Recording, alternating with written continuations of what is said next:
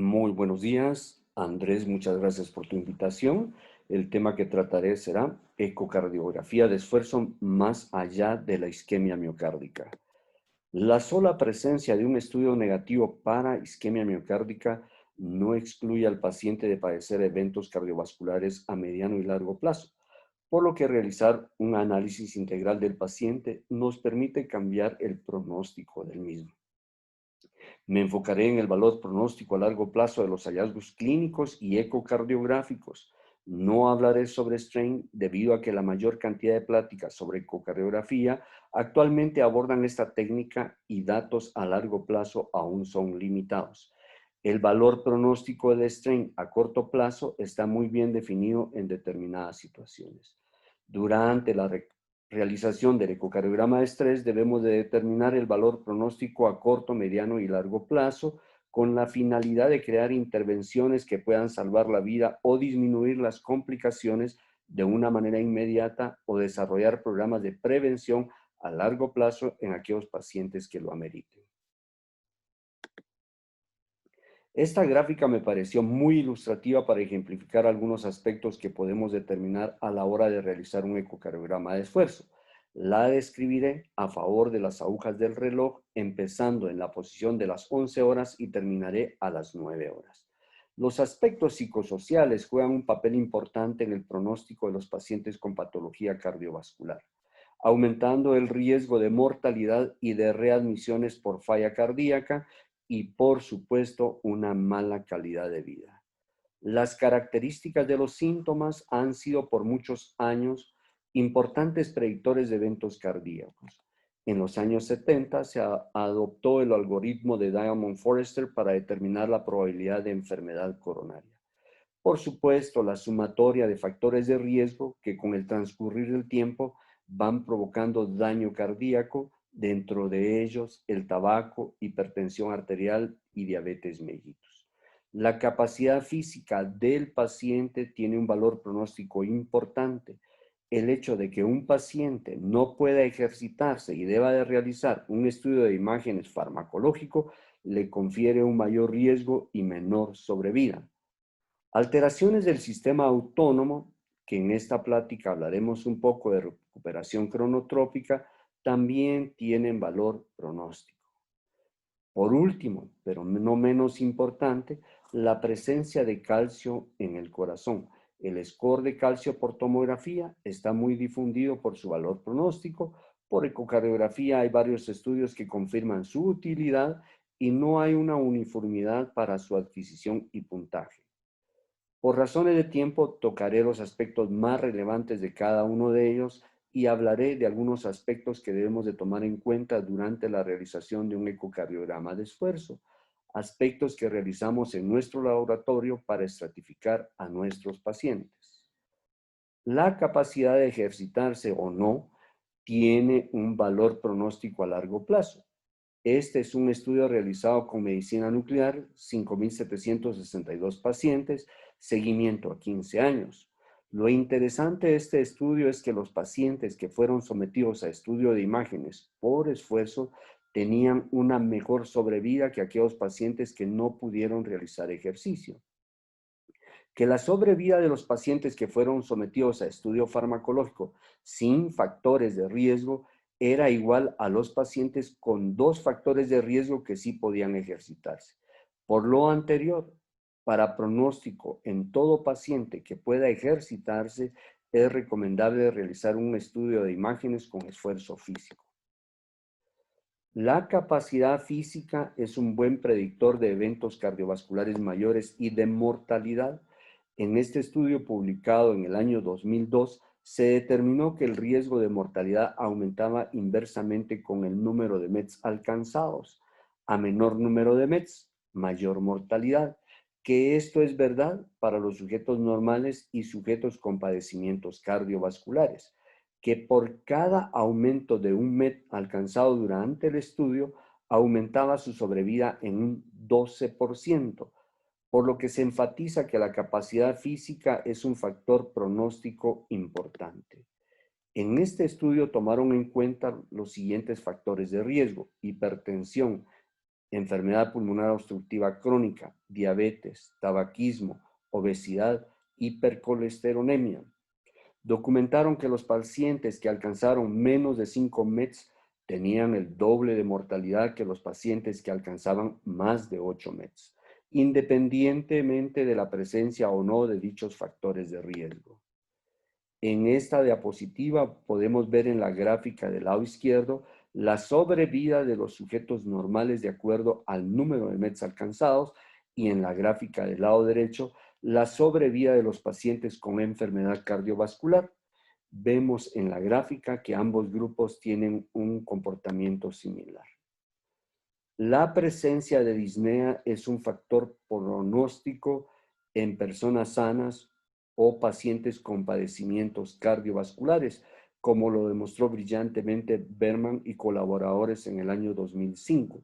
Estudiaron 17.991 pacientes y analizaron el valor pronóstico de la disnea como predictor de mortalidad cardíaca o de cualquier otra causa.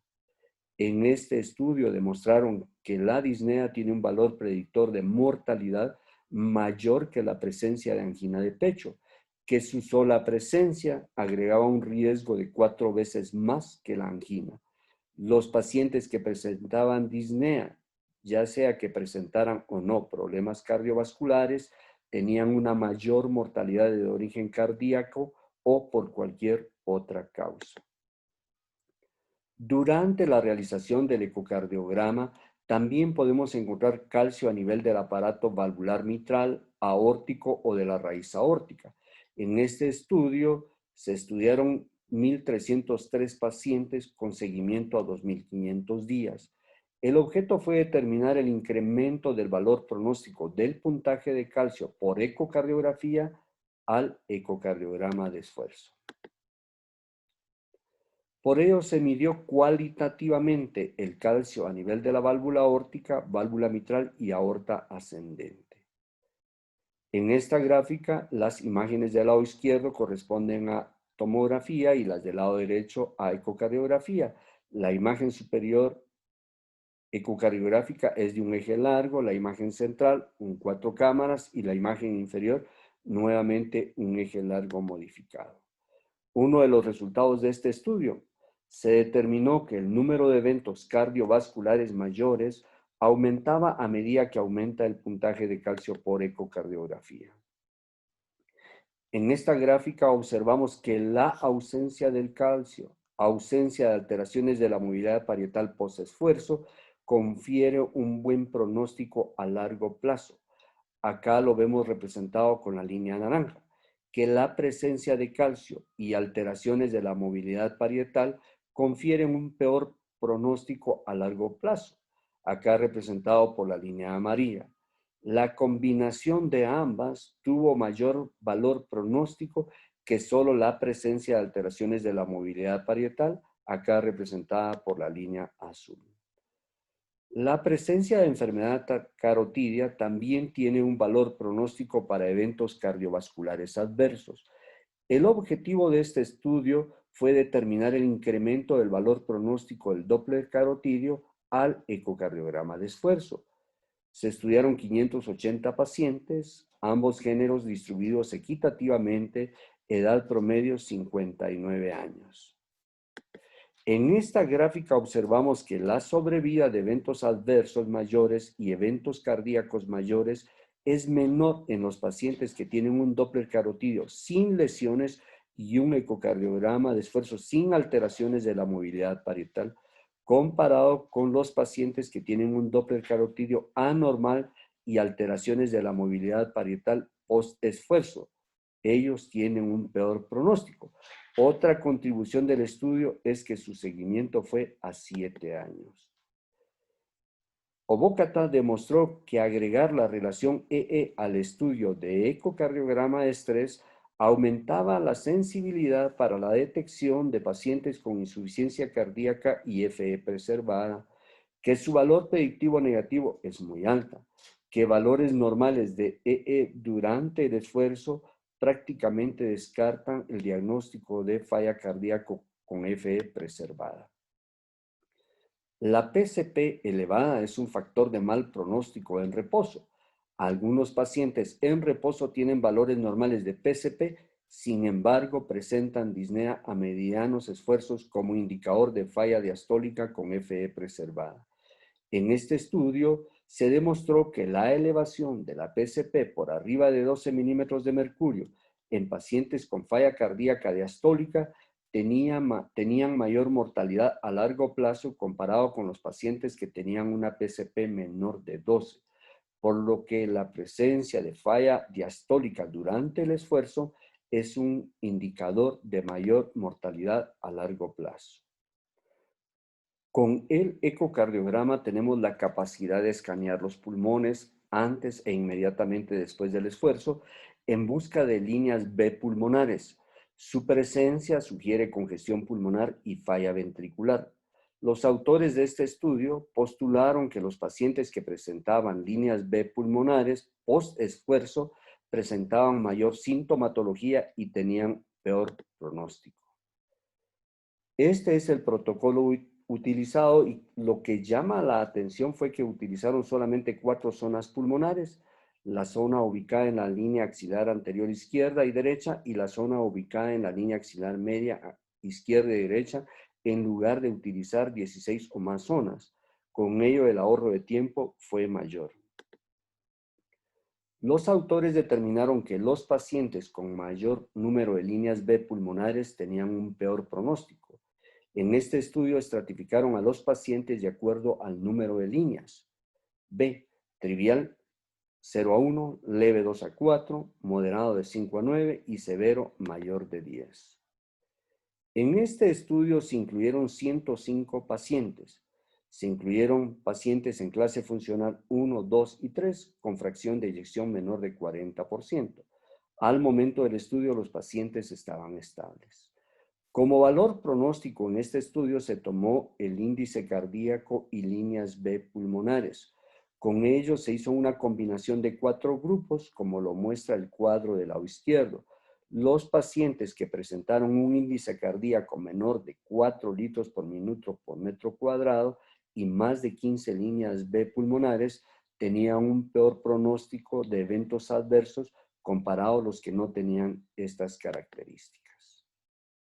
Anormalidad del sistema nervioso autónomo post-esfuerzo es un indicador de eventos cardiovasculares adversos en personas aparentemente sanas. La recuperación cronotrópica se puede medir en el primer minuto después de haber cesado el ejercicio. Refleja la reactivación parasimpática junto con una reducción de la actividad simpática durante el segundo y quinto minuto de recuperación. El valor normal debe de ser mayor de 12 latidos por minuto. Su ausencia predice mayor mortalidad en los individuos que no lo poseen.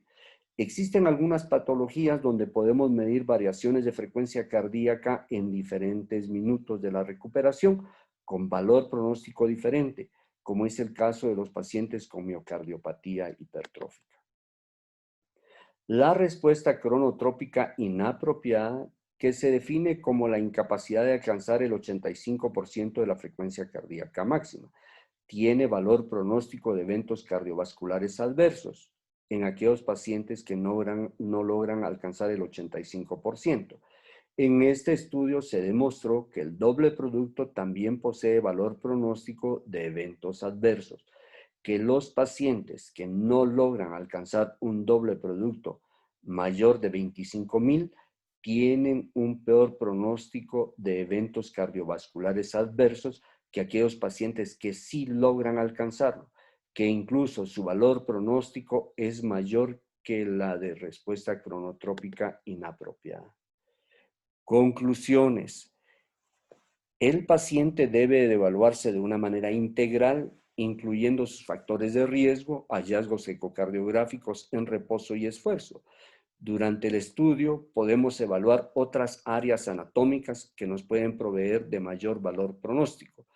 Además de lo acá expuesto, durante el ecocardiograma de esfuerzo, también debemos de evaluar la presión pulmonar, evaluar la función diastólica, sistólica del ventrículo derecho, índice tobillo-brazo antes y después del esfuerzo. incorporar en el análisis las nuevas técnicas de estudio ecocardiográfico y definir en un futuro su valor pronóstico a largo plazo. Muchas gracias.